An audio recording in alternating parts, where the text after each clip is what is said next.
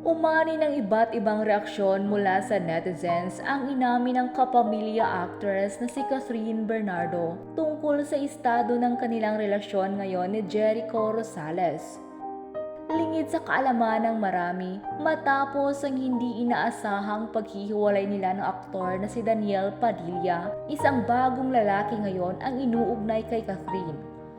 Ito'y walang iba kundi ang 44 years old na heartthrob actor na si Jericho Rosales. Nagsimula ang pag-shipping ng netizens kina Catherine at Jericho nang mamataan silang magkasama habang nagja-jogging kamakailan.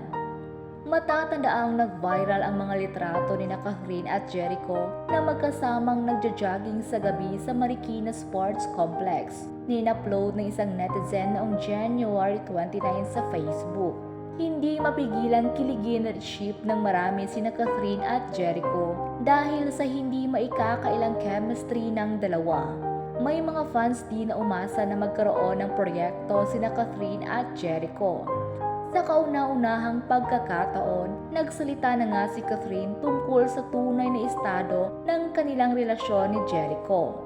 Ginawa ni Catherine ang kanyang revelasyon sa mismong araw ng pagpirma niya ng kontrata sa ABS-CBN noong Biyernes, February 2. Batid ng marami na mananatili si Catherine bilang kapamilya matapos niyang mag-renew ng kontrata sa ABS-CBN at Star Magic. Pagkatapos ng contract signing, nagpaunlak nga ng interview si Catherine sa kapamilya reporter na si MJ Felipe. Isa sa mga tanong ni MJ ay kung ano ang kwento sa likod ng late-night jogging nila ni Jericho Rosales. Dito ay nilinaw ni Catherine na coincidence lang ang pagsasama nila ni Jericho noong gabing iyon. Kwento ni Catherine, inimbitahan siya ng kanyang kaibigan na si John Manalo na mag-workout noong gabing iyon. At pumayag naman siya para may kasama siyang mag-workout. Giit ni Catherine, matagal na niyang kaibigan si John mula pa noong mga bata sila dahil kasama niya ito noon sa Guwing Bulilit. At kaya lamang kasama nila si Jericho noong gabing iyon dahil tiyuhin ni John ang aktor. Nilinaw ni Catherine na walang mali siya ang sabay na pagja-jogging nila ni Jericho.